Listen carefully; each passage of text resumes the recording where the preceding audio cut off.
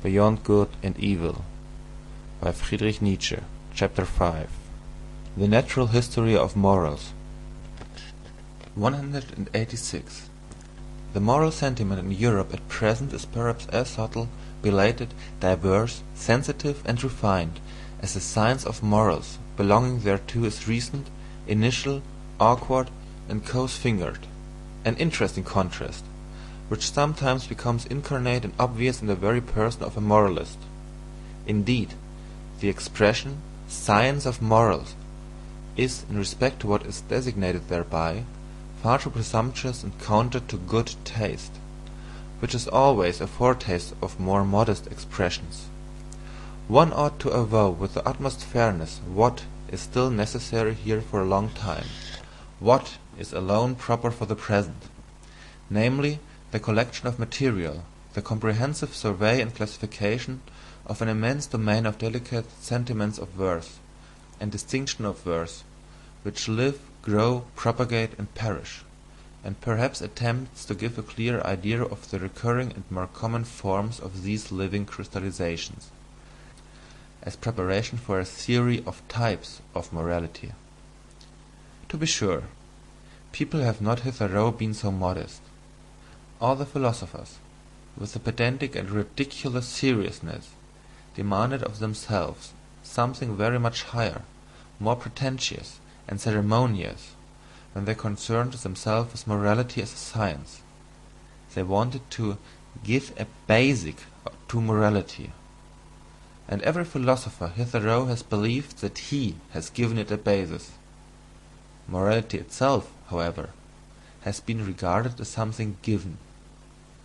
How far from their awkward pride was the seemingly insignificant problem, left in dust and decay, of a description of forms of morality, notwithstanding that the finest hands and senses could hardly be fine enough for it. It was precisely owing to moral philosophers knowing the moral facts imperfectly, in an arbitrary epitome, or accidental abridgment, perhaps as the morality of their environment, their position, their church, their zeitgeist, their climate, and so on. It was precisely because they were badly instructed with regard to nations, eras, and past ages, and were by no means eager to know about these matters, that they did not even come in sight of the real problems of morals, problems which only disclose themselves by a comparison of many kinds of morality. In every science of morals hitherto, strange as it may sound, the problem of morality itself has been omitted.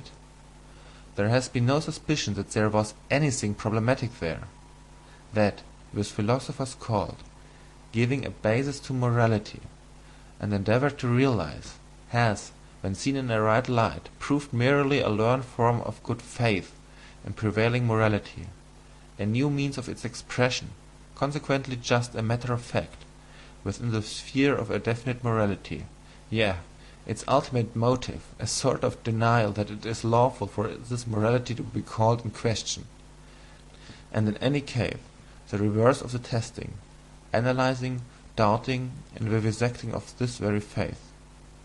Here, for instance, what was innocent, almost worthy of honour, Schopenhauer represents his own task, and draw your conclusions concerning the scientificness of a science whose latest master still talks in the strain of children and old wives. The principle, he says, page 136 of the Grundprobleme der Ethik, the axiom about the purport of which all moralists are practically agreed, neminem laede immo omnes quantum potes juva, is really the proposition which all moral teachers strive to establish, the real basis of ethics which has been thought, like the philosopher's stone, for centuries. The difficulty of establishing the proposition referred to may indeed be great. It is well known that Schopenhauer also was unsuccessful in his efforts, and whoever has thoroughly realized how absurdly false and sentimental this proposition is, in a world whose essence is will to power, may be reminded that Schopenhauer, also a pessimist, actually played the flute. daily after dinner. One may read about the matter in his biography. A question by the way. A pessimist, a repudiator of God and of the world, who makes a halt at morality, who assents to morality, and plays the flute to Lehre nemende morals, what? Is that really a pessimist? 187. Apart from the value of such assertion as there is a categorical imperative in us, one can always ask, what does such an assertion indicate about him who makes it? There are systems of morals which are meant to justify their author in the eyes of other people. Other systems of morals are meant to tranquilize him, and make him self-satisfied. With other systems he wants to crucify and humble himself, with others he wishes to take revenge, with others to conceal himself, with others to glorify himself and give superiority and distinction. This system of morals helps its author to forget that system makes him, or something of him, forgotten. Many a moralist would like to exercise power and creative arbitrariness over mankind. Many another, perhaps Kant especially, gives us to understand by his morals that what is estimable in me is that I know how to obey, and with you it shall not be otherwise than with me. In short, systems of morals are only a sign language of the emotions. 188. In contrast to laisser-aller, every system of morals is a sort of tyranny against nature, and also against reason. That is, however, no objection, unless one should again decree by some system of morals that all kinds of tyranny and unreasonableness are unlawful. What is essential and invaluable in every system of morals is that it is a long constraint.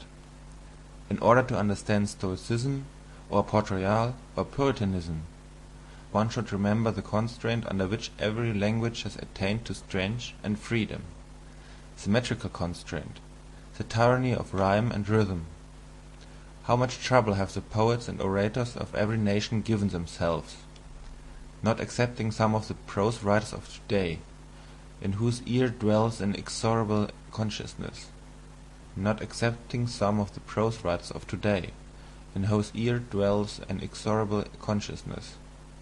For the sake of a folly, a utilitarian bungler say, and thereby deem themselves wise, from submission to arbitrary law, as the anarchists say, and thereby fancy themselves free, even free-spirited.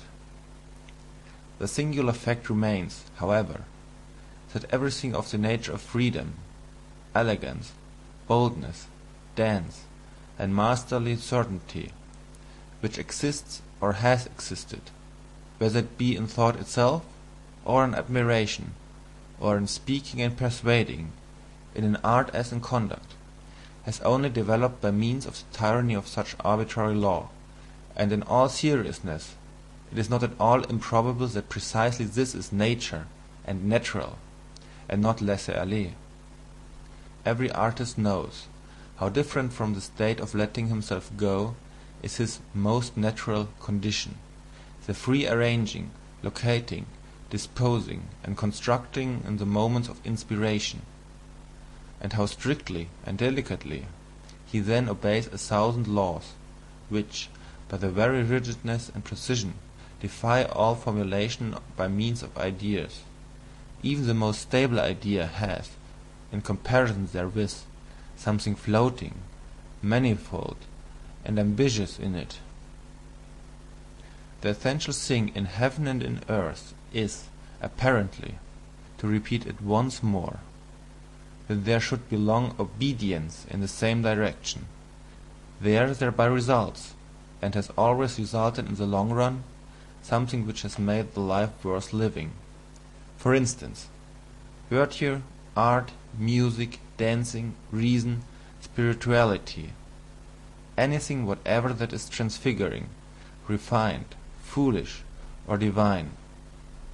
The long bondage of the spirit, the distrustful constraint in the communicability of ideas, the discipline which the thinker imposed on himself to think in accordance with the rules of a church or a court, or conformable to Aristotelian premises, the persistent spiritual will to interpret everything that happened according to a Christian scheme, and in every occurrence to rediscover and justify the Christian God. All this violence, arbitrariness, severity, dreadfulness, and unreasonableness has proved itself as disciplinary means whereby the European spirit has attained its strength, its remorseless curiosity and subtle mobility. Granted also that much irrecoverable strength and spirit has to be stifled, suffocated, and spoiled in the process. For here, as everywhere, nature shows herself as she is, in all her extravagant and indifferent magnificence, which is shocking, but nevertheless noble. That for centuries thinkers only thought in order to prove something nowadays. On the contrary, we are suspicious of every thinker who wishes to prove something, that it was always settled beforehand what was to be the result of the strictest thinking, as it was perhaps in the Asiatic astrology of former times, or as it is still at the present day in the innocent, Christian moral explanation of the immediate personal events, for the glory of God, or for the good of the soul. This tyranny, this arbitrariness, this severe and magnificent stupidity has educated the spirit. Slavery, both in the coarser and the finer sense, is apparently an indispensable means even of spiritual education and discipline. One may look at every system of morals in this light. It is nature therein which teaches to hate the laissez-aller, the too great freedom, and implants the need for limited horizons, for immediate duties. It teaches the narrowing of perspectives, and thus, in a certain sense, that stupidity is a condition of life and development. You must obey someone, and for a long time, otherwise you will come to grief, and lose all respect for yourself. This seems to me the moral imperative of nature, which is certainly neither categorical, as old Kant wished, consequently the otherwise, nor does it address itself to the individual. What does nature care for the individual? But to nations, races, ages and ranks, above all, however, to the animal man generally, to mankind. 189. Industrious races find it a great hardship to be idle. It was a masterstroke of English instinct to hallow and begloom Sunday, to such an extent that the Englishman unconsciously hankers for his week, and workday again, as a kind of cleverly devised, cleverly intercalated fast, such as is also frequently found in the ancient world, although, as is appropriate in southern nations, not precisely with respect to work. Many kinds of fasts are necessary, and wherever powerful influences and habits prevail, legislators have to see that intercalary days are appointed, on which such impulses are fettered, and learn to hunger anew. Viewed from a higher standpoint, whole generations and epochs, when they show themselves infected with any moral fanatism, seem like those intercalated periods of restraint and fasting, during which an impulse learns to humble and submit itself, at the same time also to purify and sharpen itself. Certain philosophical sects likewise admit of similar interpretation. For instance, the Stoa, in the midst of Hellenic culture, with the atmosphere rank and overcharged with aphrodisiacal odours. Here also is a hint for the explanation of the paradox, why it was precisely in the most Christian period of European history, and in general only under the pressure of Christian sentiments, that the sexual impulse sublimated into love, amour, passion. 190. There is something in the morality of Plato which does not really belong to Plato, but which only appears in his philosophy, one might say, in spite of him, namely, Socratism, for which he himself was too noble. No one desires to injure himself, hence all evil is done unwittingly. The evil man inflicts injury on himself. He would not do so, however, if he knew that evil is evil. The evil man, therefore, is only evil through error. If one free him from error, one will necessarily make him good. This mode of reasoning savours of the populace, who perceive only the unpleasant consequences of evil-doing, and practically judge that it is stupid to do wrong, while they accept good as identical with useful and pleasant, without further thought. As regards every system of utilitarianism, one may at once assume that it has the same origin, and follow the scent. One will seldom err. Plato did all he could to interpret something refined and noble into the tenets of his teacher, and above all to interpret himself into them, he, the most daring of all interpreters, who lifted the entire Socrates out of the street, as a popular theme and song, to exhibit him in endless and impossible modifications, namely, in all his own disguises and multiplicities. In jest, and in Homeric language as well, what is the Platonic Socrates, if not proste Platon opiten, te Platon te se te chimaera. 191. The old theological problem of faith and knowledge, or more plainly, of instinct and reason, the question whether, in respect to the valuation of things, instinct deserves more authority than rationality, which wants to appreciate and act according to motives, according to a why, that is to say, in conformity to purpose and utility. It is always the old moral problem, that first appeared in the person of Socrates, and had divided men's minds long before Christianity. Socrates himself, following, of course, the taste of his talent, that of a surpassing dialectician, took at first the side of reason, and, in fact, what did he do all his life but laugh at the awkward incapacity of the noble Athenians, who were men of instinct, like all noble men, and could never give satisfactory answers concerning the motives of their actions. In the end, however, though silently and secretly, he laughed also at himself. With his finer conscience and introspection, he found in himself the same difficulty and incapacity. But why, he said to himself, should one on that account separate oneself from the instincts? One must set them right, and the reason also. One must follow the instinct, but at the same time persuade the reason to support them with good arguments. This was the real falseness of that great and mysterious ironist. He brought his conscience up to the point that he was satisfied with a kind of self-outwitting. In fact, he perceived the irrationality in the moral judgment.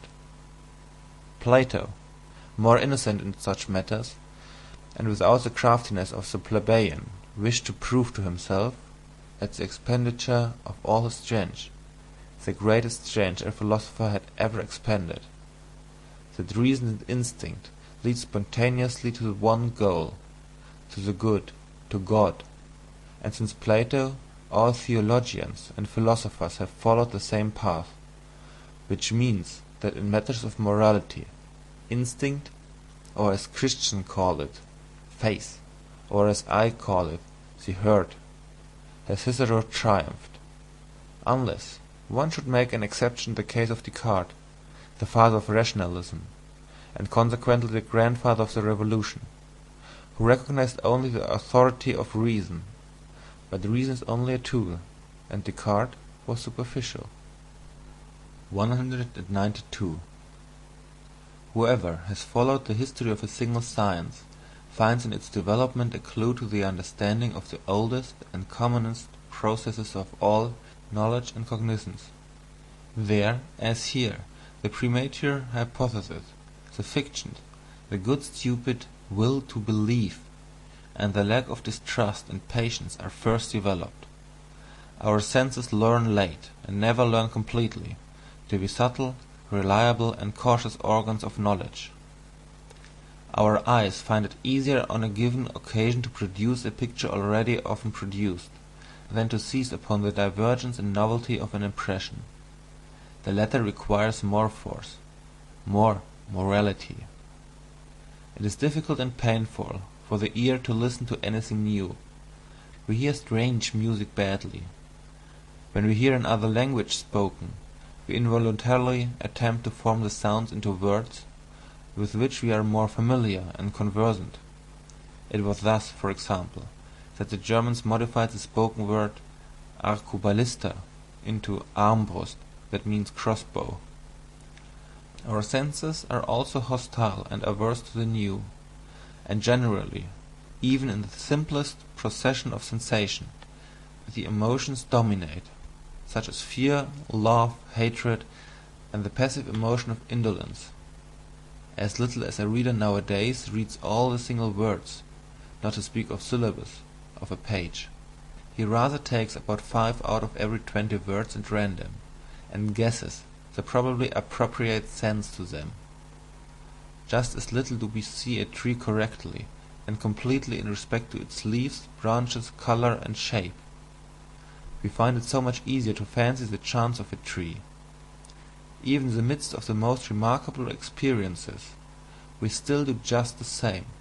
We fabricate the greater part of the experience, and can hardly be made to contemplate any event, except as inventors thereof. All this goes to prove that from our fundamental nature and from remote ages we have been accustomed to lying, or, to express it more politely and hypocritically, in short, more pleasantly. One is much more of an artist than one is aware of. In an animated conversation, I often see the face of the person with whom I am speaking so clearly and sharply defined before me, according to the thought he expresses, or which I believe to be evoked in his mind, that the degree of distinctness far exceeds the strength of my visual faculty. The delicacy of the play of the muscles and of the expression of the eyes must, therefore, be imagined by me. Probably the person put on quite a different expression, or none at all. 193. Quidquid luce fuit, tenebris agit, but also contrariwise.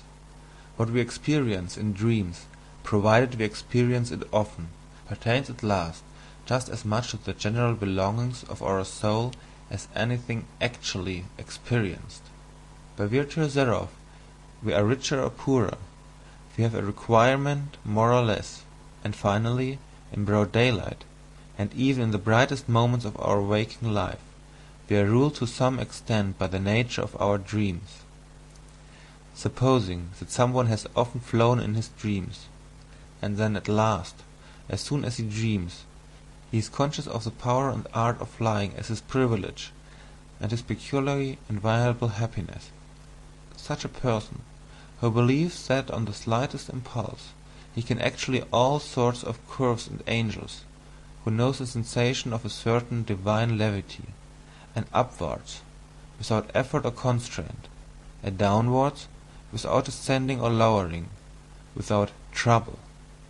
How could the man with such dream experiences and dream habits fail to find happiness differently coloured and defined, even in his waking hours? How could he fail to long differently for happiness? Flight, such as is described by poets, must, when compared with his own flying, be far too earthly, muscular, violent, far too troublesome for him. 194. The difference among men does not manifest itself only in the difference of their lists of desirable things. in their regarding different good things as worth striving for, and being disagreed as to the greater or less value, the order of rank, of the commonly recognized desirable things. It manifests itself much more in what they regard as actually having and possessing a desirable thing. As regards to a woman, for instance, the control over her body and her sexual gratification serves as an amply sufficient sign of ownership and possession to the more modest man. Another, with a more suspicious and ambitious thirst for possession, sees the questionableness, the mere apparentness of such ownership, and wishes to have finer tests in order to know especially whether the woman not only gives herself to him, but also gives up for the sake what she has or would not like to have. Only then does he look upon her as possessed. A third, however, has not even here got to the limit of his distrust and his desire for possession. He asks himself whether the woman, when she gives up everything for him, does not perhaps do so far for a phantom of him. He wishes first to be thoroughly, indeed profoundly well known. In order to be loved at all, he ventures to let himself be found out. Only then does he feel the beloved one fully in his possession, when she no longer deceives herself about him, when she loves him just as much for the sake of his devilry and concealed insatiability as for his goodness, patience, and spirituality. One man would like to possess a nation, and he finds all the higher arts of Cagliostro and Catalina suitable for his purpose.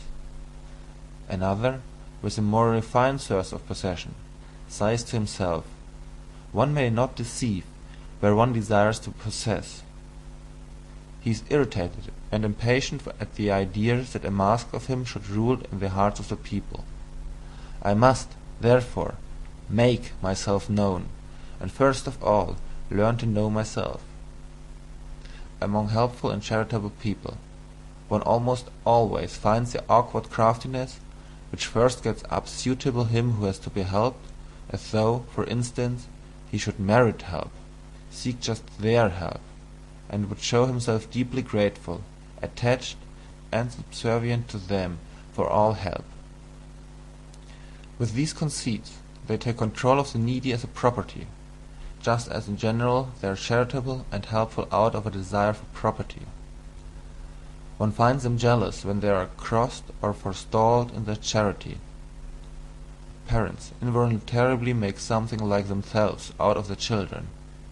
They call that education. No mother doubts at the bottom of her heart that the child she has born is thereby her property. No father hesitates about his right to his own ideas and notions of worth. Indeed, in former times fathers deemed it right to use their discretion concerning the life or death of the newly born, as among the ancient Germans. And like the father, so also do the teacher, the class, the priest, and the prince still see in every new individual an unobjectionable opportunity for new possession. The consequence is 195. The Jews, a people born for slavery, as Tacitus and the whole ancient world say of them. The chosen people among the nations, as they themselves say and believe. The Jews performed the miracle of the inversion of valuations, by means of which the life on earth obtained a new and dangerous charm for a couple of millenniums. Their prophets fused into one the expressions rich, godless, wicked, violent, sensual, and for the first time coined the word world as a term of reproach. In this inversion of valuations, in which is also included the use of the word poor as synonym with saint and friend, the significance of the Jewish people is to be found. It is with them that the slave insurrection in morals commences. 196. It is to be inferred that there are countless dark bodies near the sun, such as we shall never see, among ourselves. This is an allegory, and the psychologist of morals reads the whole star writing merely as an allegorical and symbolic language in which much may be unexpressed. 197. The beast of prey and the man of prey, for instance Caesar Borgia, are fundamentally misunderstood. Nature is misunderstood. So long as one seeks a morbidness in the constitution of these healthiest of all tropical monsters and growths, or even an innate hell in them, as almost all moralists have done hitherto, does it not seem that there is a hatred of the virgin forest and of the tropics among moralists, and that the tropical man must be discredited at all costs, whether as a disease and deterioration of mankind, or as his own hell and self-torture? And why? In favour of the temperate zones? In favour of the temperate man? The moral? The mediocre? This for the chapter. Morals as timidity. 198. All the systems of morals which address themselves with a view of their happiness, as it is called, what else are they but suggestions for behaviour adapted to the degree of danger from themselves in which the individuals live? Recipes for their passions, their good and bad propensities, in so far as such have the will to power and would like to play the master. Small and great expediencies and elaborations, permeated with the musty odour of old family medicines and old wife wisdom, all of them grotesque and absurd in their form, because they address themselves to all, because they generalize where the generalization is not authorized, all of them speaking unconditionally, and taking themselves unconditionally, all of them flavoured not merely with some grain of salt, but rather endurable only, and sometimes even seductive, when they are overspiced and begin to smell dangerously, especially of the other world. That is all of little value when estimated intellectually, and is far from being science, much less wisdom. But, repeated once more, and 3 times repeated, it is expediency, expediency, expediency, mixed with stupidity, stupidity, stupidity, whether it be indifference and statuesque coldness towards the heated folly of the emotions, which the Stoics advised and fostered, or the no more laughing and no more weeping of Spinoza, the destruction of the emotions by their analysis and vivisection, which he recommended so naively, or the lowering of the emotions to an innocent mean at which they all may be satisfied, the Aristotelianism of morals, or even morality as the enjoyment of the emotions, in a voluntary attenuation and spiritualization by the symbolism of art, perhaps as music, or as love of God, and of mankind for God's sake. For in religion the passions are once more enfranchised, provided that, or, finally, even the complacent and wanton surrender of the emotions, as have been taught by Hafiz and Goethe, the bold letting go of the reins, the spiritual and corporeal licentia morum, in the exceptional cases of wise cold codgers and drunkards, with whom it no longer has much danger. This also for the chapter Moral as Timidity.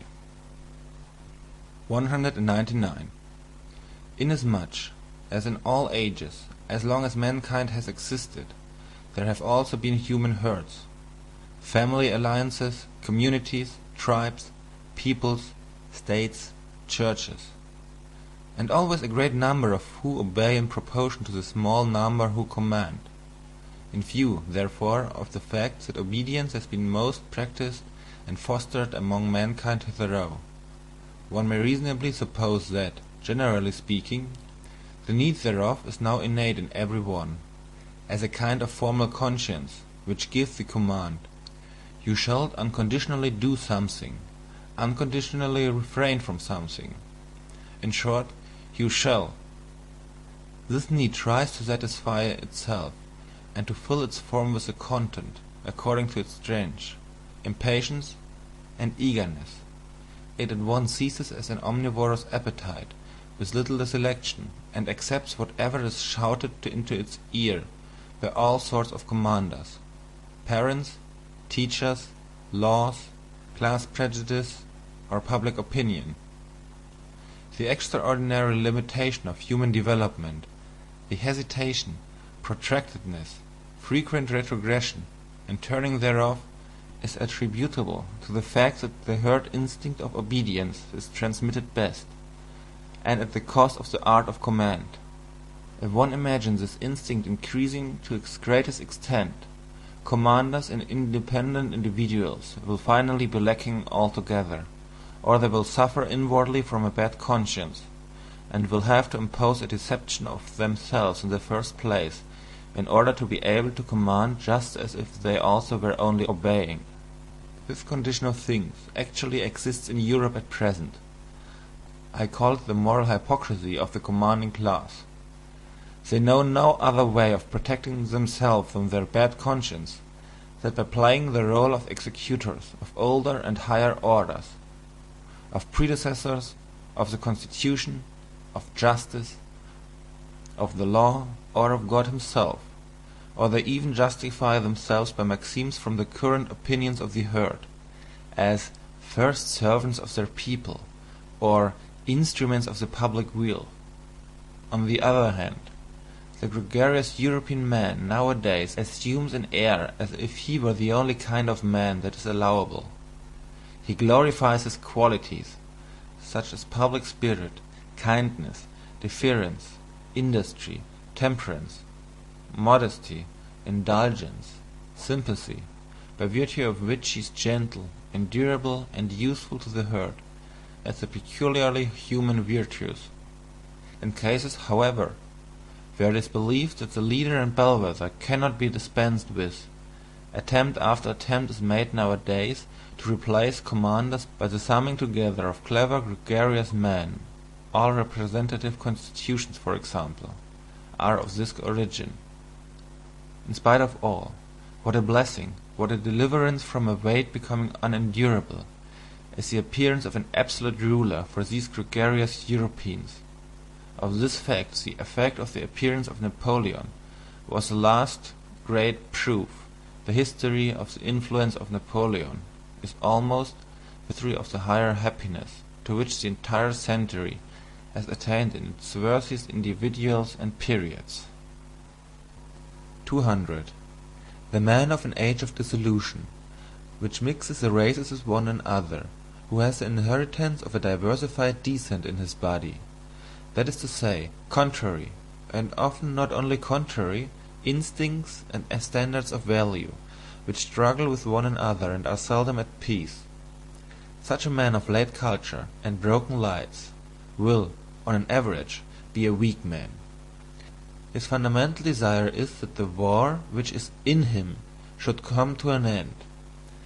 Happiness appears to him in the character of a soothing medicine and mode of thought, for instance, Epicurean or Christian. It is above all things the happiness of repose, of undisturbedness, of repletion, of final unity. It is the Sabbath of Sabbaths, to use the expression of the holy rhetorician St. Augustine, who was himself such a man.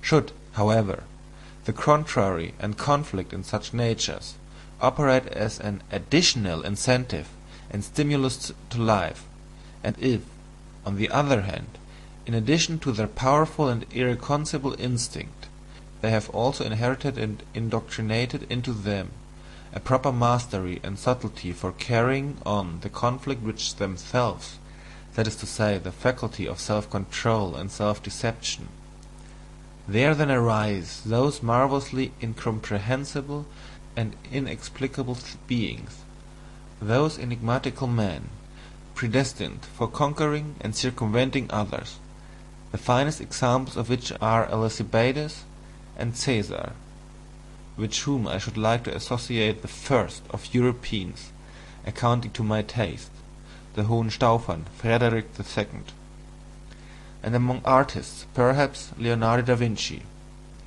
They appear precisely in the same periods when that weaker type, which is longing for repose, comes to the front. The two types are complementary to each other, and spring from the same causes. 201. As long as the utility which determines moral estimates is only gregarious utility, as long as the preservation of the community is only kept in view, and the immoral is sought precisely and exclusively in what seems dangerous to the maintenance of the community, there can be no morality of love to one's neighbour.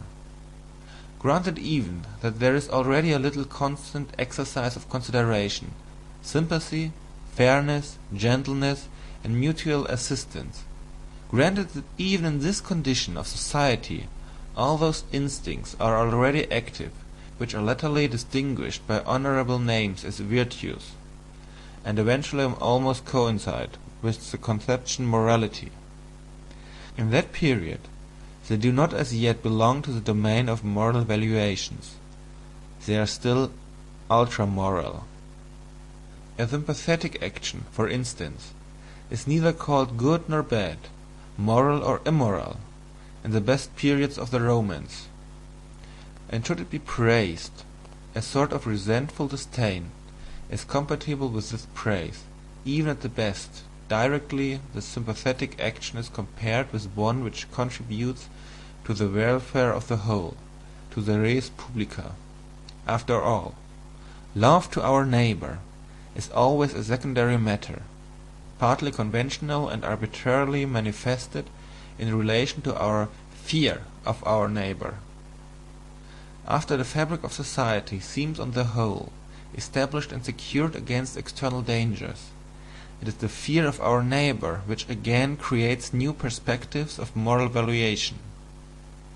Certain strong and dangerous instincts, such as the love of enterprise, foolhardiness, revengefulness, astuteness, rapacity, and love of power, which up till then has not only been honoured from the point of view of general utility, under other names, of course, than those here given, but had to be fostered and cultivated, because they were perpetually required in the common danger against the common enemies, are now felt in their dangerousness to be doubly strong, when the outlets for them are lacking, and are gradually branded as immoral and given over calumny. The contrary instincts and inclinations now attain to moral honour. The gregarious instinct gradually draws its conclusions. How much or how little dangerousness to the community or to equality is contained in an opinion, a condition, an emotion, a disposition, or an endowment? That is now the moral perspective. Here again fear is the mother of morals. It is by the loftiest and strongest instinct, when they break out passionately and carry the individual far above and beyond the average, and the low level of the gregarious conscience, that the self-reliance of the community is destroyed, its belief in itself, its backbone, as it were, breaks. Consequently these very instincts will be most branded and defamed. The lofty independent spirituality, the will to stand alone, and even the cogent reason are felt to be dangerous. Everything that elevates the individual above the herd, and is a source of fear to the neighbour, is henceforth called evil. The tolerant, unassuming, self-adapting, self-equalizing disposition, the mediocrity of desires, attains to moral distinction and honour. Finally, under very peaceful circumstances, there is always less opportunity and necessity for training the feelings to severity and rigour, and now every form of severity, even injustice, begins to disturb the conscience. A lofty and rigorous nobleness and self-responsibility almost offends, and awakens distrust. The lamb, and still more, the sheep, wins respect. There is a point of diseased mellowness and effeminacy in the history of society, at which society itself takes the part of him who injures it, the part of the criminal, and does so, in fact, seriously and honestly. To punish appears to it to be somehow unfair. It is certain that the idea of punishment and the obligation to punish are then painful and alarming to people. Is it not sufficient that the criminal be rendered harmless?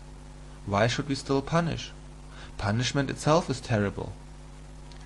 With these questions gregarious morality, the morality of fear, draws its ultimate conclusion. If one could at all do away with danger, the cause of fear, one would have done away with this morality at the same time. It would no longer be necessary. It would not consider itself any longer necessary. Whoever examines the conscience of the present-day European will always elicit the same imperative from its thousand moral faults and hidden recesses, the imperative of the timidity of the herd. We wish that some time or other there may be nothing more to fear. Some time or other, the will and the way thereto is nowadays called progress all over Europe. 202. Let us at once say again what we have already said 100 times, for people's ears nowadays are unwilling to hear such truth, our truth. We know well enough how offensive it sounds when anyone plainly, and without metaphor, counts man among the animals, but it will be accounted to us almost a crime that it is precisely in respect to men of modern ideas that we have constantly applied the terms herd instincts, and such like expressions. What avail is it? We cannot do otherwise, for it is precisely here that our new insight is. We have found that in all the principal moral judgments Europe has become unanimous, including likewise the countries where European influence prevails. In Europe people evidently know what Socrates thought he did not know, and what the famous serpent of old once promised to teach. They know today what is good and evil. It must then sound hard and be distasteful to the ear when we always insist that that which here thinks it knows, that which here glorifies itself with praise and blame, and calls itself good, is the instinct of the herding human animal, the instinct which has come and is ever coming more and more to the front, to preponderance and supremacy over other instincts, according to the increasing physiological approximation and resemblance of which is the symptom. Morality in Europe at present is herding animal morality, and therefore, as we understand the matter, only one kind of human morality, besides which, before which, and after which many other moralities, and above all higher moralities, are or should be possible. Against such a possibility, against such a should be, however, this morality defends itself with all its strength. It says obstinately and inexorably, I am morality itself, and nothing else is morality. Indeed, with the help of a religion which has humoured and flattered the sublime desires of the herding animal, things have reached such a point that we always find a more visible expression of this morality, even in political and social arrangements. The democratic movement is the inheritance of the Christian movement. That its tempo, however, is much too slow and sleepy for the more impatient ones, for those who are sick and distracted by the herding instinct, is indicated by the increasingly furious howling, and always less disguised teeth-gnashing of the anarchist dogs, who are now roving through the highways of European culture, apparently in opposition to the peacefully industrious democrats and revolution ideologies, and still more so to the awkward philosophers and fraternity visionaries who call themselves socialists and want a free society. Those are really at one with them in all their thorough and instinctive hostility to every form of society other than the autonomous herd, to the extent even of repudiating the notions master and servant. Ni Dieu ni maître, says a socialist's formula, at one in their tenacious opposition to every special claim, every special right and privilege. This means ultimately opposition to every right, for when we are all equal, no one needs the rights any longer. At one in their distrust of punitive justice, as though it were a violation of the weak, unfair to the necessary consequences of all former society. But equally at one in their religion of sympathy, in their compassion for all that feels, lives and suffers, down to the very animals, up even to God. The extravagance of the sympathy for God belongs to a democratic age. Altogether at one in the cry and impatience of the sympathy, in the deadly hatred of suffering generality, in their almost feminine incapacity for witnessing it or allowing it. At one in their involuntarily beglooming and heart softening, under the spell of which Europe seems to be threatened with a new Buddhism.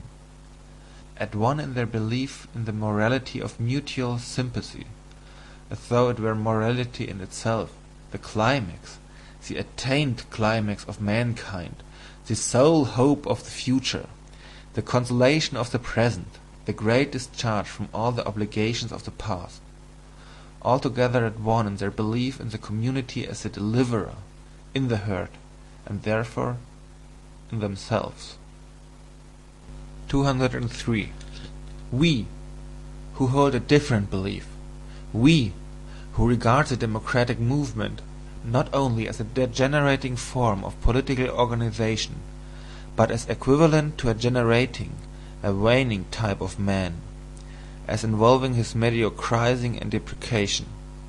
Where have we to fix our hopes? In new philosophers. There is no other alternative. In minds strong and original enough to initiate opposite estimates of values, to transvalue and invert eternal valuations. In forerunners, in men of the futures, who in the present shall fix the constraints and fasten the knots which will compel millenniums to take new paths. To teach man the future of humanity as his will, as depending on human will, and to make preparation for vast, hazardous enterprises, and collective attempts in rearing and educating, in order thereby to put an end to the frightful rule of folly and chance, which has Cicero gone by the name of history. The folly of the greatest number is only its last form. For that purpose a new type of philosopher and commander will some time or other be needed, and the very idea of which everything that has existed in the way of occult, terrible, and benevolent beings might look pale and dwarfed. The image of such leaders hovers before our eyes. Is it lawful for me to say it aloud, we free spirits? The conditions which one would partly have to create and partly utilize for their genesis, the presumptive methods and tests by virtue of which a soul should grow up to such an elevation and power as to feel a constraint to these tasks, a transvaluation of values, under the new pressure and hammer of which a conscience should be steeled and a heart transformed into brass, so as to bear the weight of such responsibility, and on the other hand the necessity for such leaders, and on the other hand the necessity for such leaders, the dreadful danger that they might be lacking, or miscarry, and degenerate. These are our real anxieties and glooms. We know it well, we free spirits. These are the heavy distant thoughts and storms which sweep across the heaven of our life. There are few pains so grievous as to have seen, divined, or experienced how an exceptional man has missed his way and deteriorated, but he, who has a rare eye for the universal danger of man himself deteriorating, he who, like us, has recognized the extraordinary fortitudeness which has hitherto played its game in respect of the future of mankind, a game in which neither the hand nor even a finger of God has participated, he who divines the fate that is hidden under the idiotic unwariness and blind confidence of modern ideas, and still more under the whole of Christo-European morality, suffers from an anguish with which no other is to be compared. He sees at a glance all that could still be made out of man through a favourable accumulation and augmentation of human powers and arrangements. He knows, with all the knowledge of his conviction, how unexhausted man still is for the greatest possibilities, and how often in the past the type man has stood in presence of mysterious decisions and new paths. He knows still better from his painfulest recollections on what wretched obstacles promising developments of the highest rank have hitherto usually gone to pieces, broken down, sunk, and become contemptible. The universal degeneracy of mankind, to the level of the man of the future, as idealized by the socialist fools and shallow-pates, this degeneracy and dwarfing of man to an absolutely gregarious animal, or as they call it, to a man of free society, this brutalizing of man into a pygmy with equal rights and claims, is undoubtedly possible. He who has thought out this possibility to its ultimate conclusion knows another loathing unknown to the rest of mankind, and perhaps also a new mission. End of chapter 5.